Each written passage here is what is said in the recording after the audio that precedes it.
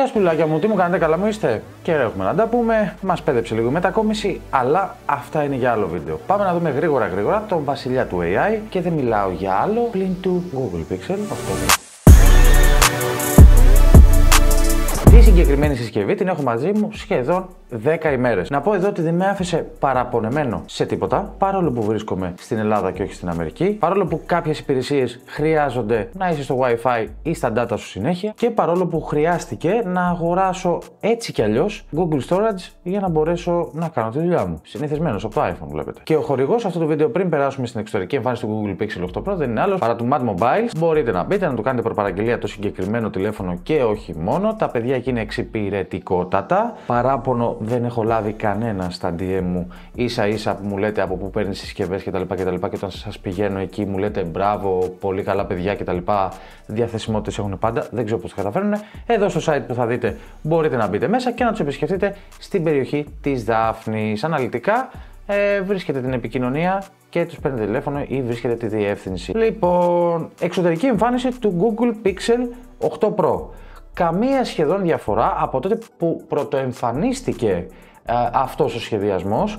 Την πίσω πλευρά του, να το πω έτσι απλά, είναι αυτό το στυλ Robocop που έχουμε συνηθίσει όλοι, ρε παιδάκι μου. Διαφοροποιείται είτε κόβοντας τη μία κάμερα σε σχήμα eye, είτε ολόκληρο, είτε μαύρο, whatever. Πάντως ο σχεδιασμός παραμένει ο ίδιος και μ' αρέσει που οι συσκευές παίρνουν την ταυτότητά τους μέσα από αυτό. Δηλαδή, iPhone, κοροϊδεύατε. Το ίδιο 5 χρόνια τώρα, τίποτα. Samsung, σιγά τις διαφορές από πρόπερση μέχρι και φέτος που θα βγάλετε. Έχετε τρελαθεί στη διαφορά δηλαδή, ρε παιδάκι μου, να μην πω τίποτα άλλο. Google Pixel 8 Pro. Επίσης, δεν έχει. Αυτή που διαφοροποιείται λίγο και κάθε χρόνο ίσως κάτι διαφορετικό θα τολμήσει, οφείλω να πω ότι είναι Huawei. Αλλά μη έχοντας τα Google Play, αυτά τα Google Services γενικά, να πω εδώ ότι εγώ το φοβάμαι να πάω σε αυτή την επιλογή. Όχι ότι είναι άσχημη σαν εταιρεία, όχι ότι είναι άσχημη σαν χαρακτηριστικά, απλά δεν μπορώ, ρε παιδάκι μου. Θέλω τη σιγουριά μου. Πόσο μάλλον σιγουριά που εμπνέει η συγκεκριμένη συσκευή, γιατί είναι τη μαμάς εταιρείας που διαθέτει αυτό το Android σε όλους τους κατασκευαστές εκεί έξω. Πάμε στο εξωτερικό. Εξωτερικά θα δούμε στην πάνω πλευρά μικρόφωνα και το σασί έχει αλλάξει λιγάκι. Θα σας τα δείξω εδώ πέρα, θα καταλάβετε τι σας λέω. Πίσω είναι τζάμι, έχει αυτό το mat. Δεν είναι το mat το ενοχλητικό που κάνει λες και είναι γυαλόχαρτο, ρε παιδάκι μου. Τώρα τα έχω κέφι και θα τα δούμε υλικά. Δεν είναι αυτό που είναι σαν γυαλόχαρτο, το έντονο, το ματ. Είναι το ωραίο το ματ του. Αυτό που θα γλιστρήσει. Λες και ακουμπάς 3.000 γυαλόχαρτο, ρε παιδάκι μου. Κατάλαβες. Είναι αυτό το λίο που έχει γίνει δουλειά. Γκλώσι το logo της Google και πίσω η διάταξη των καμερών. Να πω εδώ ότι αυτή η διάταξη έχει το αβαντάζ σε σχέση με άλλες, είτε που είναι από την αριστερή πλευρά είτε από τη δεξιά, ότι δεν κάνει επάνω σε επιφάνειες. Αριστερά θα δούμε το SIM tray, έτσι, εδώ. Και από την κάτω πλευρά τα δύο speaker, μικρόφωνο, speaker, whatever για τους osindιακούς. Θα μιλήσω τώρα σε πολύ ισομετρική. Για κοιτάξτε λίγο εδώ. Έλα, βολάκι μου. Έλα, το στόμα είναι καπιτό, ναι. Έλα.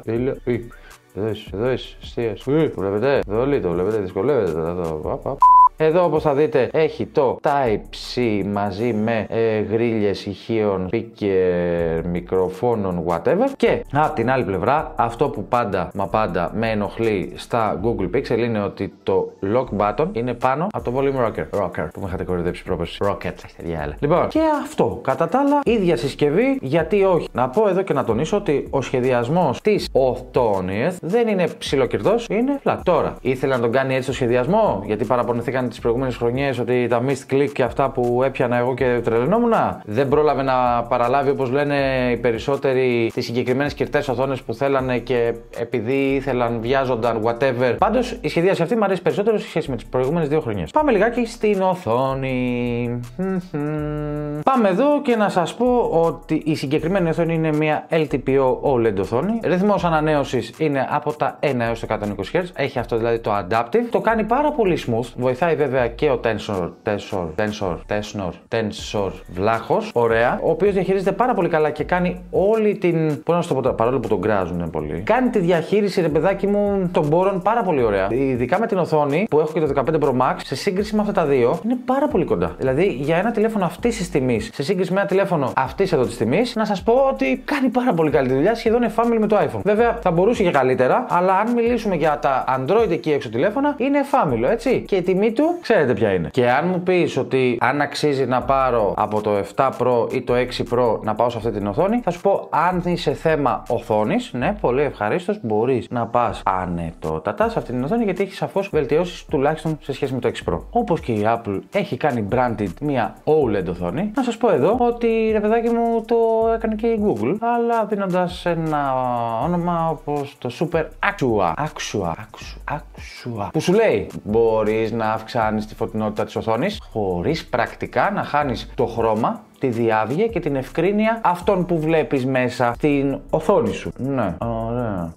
Μάλιστα. Προχωρώντας παρακάτω, σε αυτό, σαν χαρακτηριστικό το έχει και το απλό 8, αλλά προσφέρει χαμηλότερη ανάλυση και μειωμένη μέγιστη φωτεινότητα. 2.400 nits. Actually δεν φτάνει μέχρι εκεί κανένα πάνελ. Να τα λέμε όπως είναι τα πράγματα. Από εκεί και πέρα η ονομαστική της αναφορά πάνελ είναι τα 2.400. Τα 2.400 νι, τέλεια. Επί του πρακτέως όμως, αν το αφήσεις την αυτόματη φωτεινότητα, φτάνει κοντά στα 1.500-1.600 νιτς. Αν το πας στο χειροκίνητο, φτάνει ως τα 1.000. Επειδή μπορεί να είσαι σαν και εμένα, όπου ρε παιδάκι μου, μπορεί να κάνεις και ένα μονταζάκι πάνω στην οθόνη. Μπορεί να θες να τα βλέπεις και πιο έντονα τα χρώματα κάτω από τον ήλιο. Μπορεί να θες να βλέπεις και σαν άνθρωπος κάτω από τον ήλιο και να μην είσαι έτσι, όπως λέω κάθε φορά, και να κάνεις. Τι έχω, διάβασα ένα μήνυμα. Ναι, μου στείλατε κάτι, με κάνατε follow στο Instagram ή στο TikTok.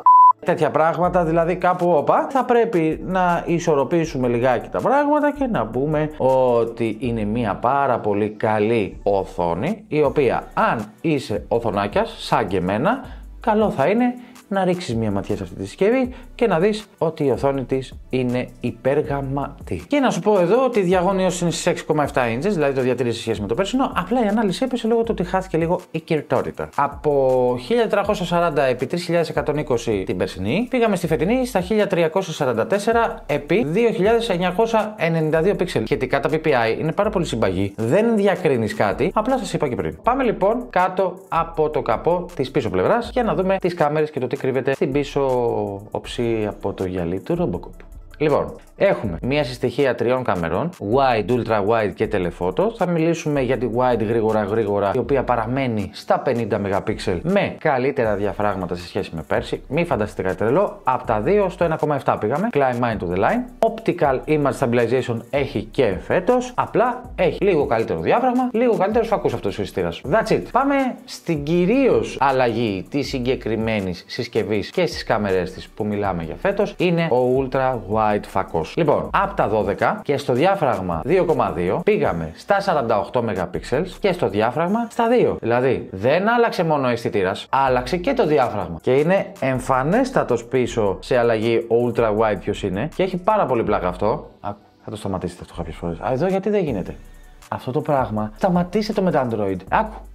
Δηλαδή, έχει ο σταθμιστή, έλεος κάπου. Να πω εδώ ότι οι φωτογραφίες φέτος που μπορείς να βγάλεις με το συγκεκριμένο ultra wide φακό είναι εφάμιλες του wide. Δηλαδή έχει το distortion του ultra wide, ναι κτλ. Αλλά αν συγκρίνω με συσκευές εκεί έξω, π.χ. που έχουν κάποιοι συνάδελφοι, τα S23 τους, ultra κτλ., κάτι Huawei, κάτι από εδώ και ακόμα με το iPhone, να σας πω εδώ ότι το iPhone στον ultra wide τον πατάει. Δηλαδή είναι πάρα πολύ εντυπωσιακές οι φωτογραφίες. Τώρα θα μου πείτε, ναι, έχει τα χρώματα, τα έντονα κτλ. Οκ, ρε παιδιά. Το iPhone, ξέρεις, βλέπεις με φωτογραφία, βλέπεις τα κίτρινα. Βλέπεις τα πιο ισορροπημένα iPhone. Βλέπεις το pixel. Ωραία. That's it. Δεν θα αναλύσω το βίντεο, έτσι. Δεν χρειάζεται να αναλύσω το βίντεο. Ο βασιλιάς του βίντεο ξέρουμε ποιος είναι φέτος και πάλι. Πάμε στον telephoto επίσης που είναι και αυτό σε 48 MP με διάφραγμα στα 2. Δεν βλέπουμε και εκεί ιδιαίτερη διαφορά. Απλά ό,τι χρειάστηκε να το φέρω επί 5 ήταν τόσο όσο έπρεπε για μια Android συσκευή. Να πω εδώ ότι σε σύγκριση με το Sony Xperia One Mark 5 που είχα πιο πολύ καιρό στα χέρια μου, ότι το pixel οριακά το φτάνει σε κάποιες περιπτώσεις και κάποιες συνθήκες. Στις νυχτερινές λήψεις επίσης ήταν φοβερό και από εκεί και πέρα να σου πω ότι μην είναι ήσυχος γιατί όλες οι φωτογραφίες σου μπορούν να επεξεργαστούν ανετότατα με το AI κτλ. Που θα τα πούμε σε λίγο. Μπροστινή κάμερα δεν βλέπουμε καμία διαφορά. 12, η ίδια, όμορφη, τίμια, decent, μια χαρά ρε παιδί. Αυτό που χρειάζεται ένα τηλέφωνο για να το λειτουργήσει. Δεν έχουμε δει καμία διαφορά στο βίντεο σε σχέση με πέρσι. Να τα ξαναναφέρω τυπικά 4K, 30, 60, 1080 έως και 240 fps. Και η μπροστινή κάμερα ταυτόχρονα αυτό που μας δίνει είναι έως και 4K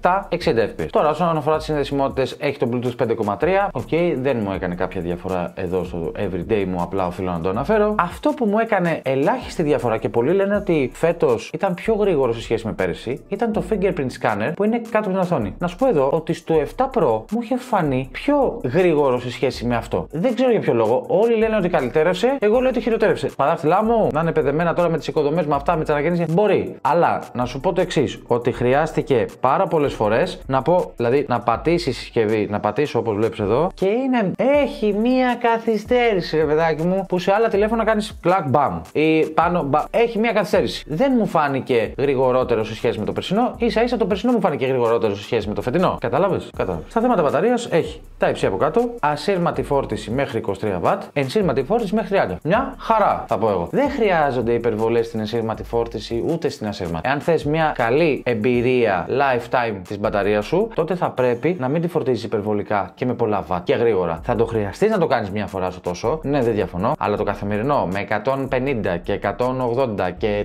430W φόρτισης που έχετε εκεί πέρα έξω δεν κάνουν καλό στην μπαταρία. Από εκεί και πέρα, το να το φορτίζεις μέχρι και τα 25-30W είναι πάρα πολύ θεμιτό για μια μπαταρία, πόσο μάλλον για τις σύγχρονες μπαταρίες που έχουμε και το πώς διαχειρίζονται οι συσκευές μας, το πώς περνάει το ρεύμα στην μπαταρία. Αλλά θα σου πω εδώ ότι είναι μια decent φόρτιση που στη μια μισή ωρίτσα το πολύ, μια βαριά ενσύρματη, έχει φορτίσει. Για το ψυχολογικό της υπόθεσης, φέτος η Google μας αύξησε την μπαταρία κατά 50 mAh. Καλά, ακούσατε, κατά 50. Μιλάμε για 5050 mAh και φυσικά να σου πω εδώ ότι είναι όπως όλα τα τηλέφωνα που έχω πιάσει στη ζωή μου. Με τη χρήση που κάνω είναι όπως όλα. Μην ακούω πια αυτά τα κλασικά στα σχόλια κάτω.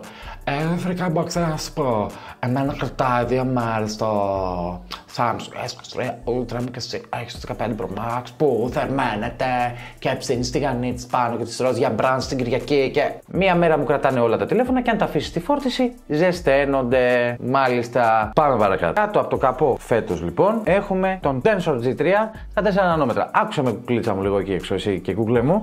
Λοιπόν, αυτό εδώ το σαμιαμίδι, αυτό εδώ που βλέπεις, είναι ο VFM Killer και φέτος πολλών συσκευών εκεί έξω. Όποιος θέλει, ας με κράξει στα σχόλια, δεν με ενδιαφέρει, ας με πει κολλημένο, ας με πει ό,τι θέλει. Πραγματικά θεωρώ για τα λεφτά που έχει 128 έκδοση, έτσι, για τα λεφτά που έχει 128 έκδοση σε σχέση με τα λεφτά που έχουν εκεί έξω, ακόμα και 256 που κάνει κοντά στα 1200 ευρώ, πόσο κάνει. Ωραία. Σε σχέση με ένα 256 που το παίρνεις από 1500 ευρώ και πάνω, να σου πω εδώ ότι όχι απλά ο VFM Killer είναι, μαζί με τιμολογιάκι που μπορεί να το παίξει μπαλίτσα κτλ. Ψιλοκατάλαβες, σου λέω. Ωραία. Όχι απλά VFM Killer είναι, ίσα-ίσα για μένα είναι ένα αξιοπρεπέστατο τηλέφωνο. Ο πυρήνας του κάνει τόσα όσα. Ναι, δεν έχουμε την τύχη να ζούμε στην Αμερική, φίλε, για να τα διαχειρίζεσαι όλα. Sorry κιόλας. Είμαστε στην Ελλάδα. Από εκεί και πέρα όμως, να σου πω εδώ ότι είναι ένας πανέξυπνος επεξεργαστής. Αυτά που λέει ότι κάνει μπορεί να μην τα έκανε με την πρώτη αναβάθμιση, με τη δεύτερη, με την τρίτη. Πιστεύω θα μας τα δώσει η Google σε επόμενες αναβαθμίσεις. Και να σου πω εδώ ότι σίγουρα μιλάμε για μία έξυπνη διαδραστικότητα που θέλει να σου προσφέρει η συγκεκριμένη συσκευή μέσα από τη χρήση που θα της κάνεις για να μπορέσεις εν τέλει να ολοκληρώσεις την εμπειρία σου σε αυτή. Τώρα, να πω και κάτι άλλο. Για όσους λένε, ρε παιδάκι μου,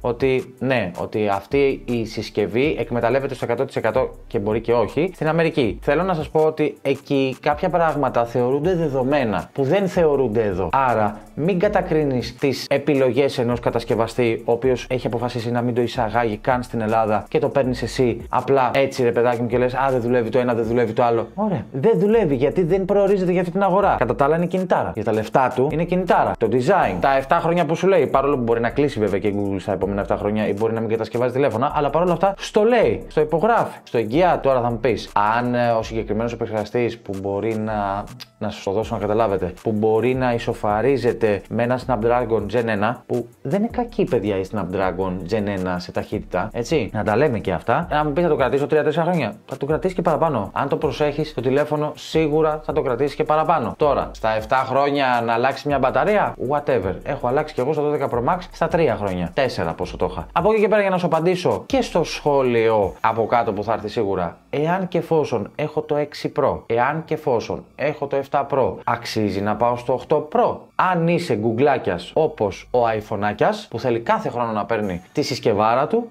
πάρτι ρε αδερφέ. Δεν θα σου πω εγώ όχι. Εάν τώρα είσαι αντικειμενικός και κάνεις save money και λες εξωτερική εμφάνιση ίδια. Ultra wide, ok. Type-C είχα, έχω και θα έχω γιατί είμαι Android, δεν είμαι iPhone που το έβαλα φέτος το Type-C. Ωραία. Ναι. Σχεδιαστικά είμαστε ίδια. Πανομοιότυπες οθόνες. Το ένα, το άλλο από εδώ από εκεί. Ας πω εδώ ότι αν έχεις 6 ή 7 Pro, για μένα δεν αξίζει αναβάθμιση. Αν έχεις προηγούμενης γενιάς, εννοείται με τα μπούνια. Τώρα, υπάρχουν συσκευές εκεί έξω με τη μισή τιμή που κάνουν την ίδια δουλειά? Θα τολμήσω να πω, όχι και τόσο καλά. Υπάρχουν, αλλά δεν κάνουν τη δουλειά τόσο καλά όσο ένα Pixel 8 Pro. Δεν μιλάω για το 8, το 8 Pro. Τώρα, βέβαια, αν θες να δεις τον βασιλιά του βίντεο και των φώτο, δες εδώ πέρα. Είμαι ο Freaka Boxer, μέχρι το επόμενο και γεια χαρά!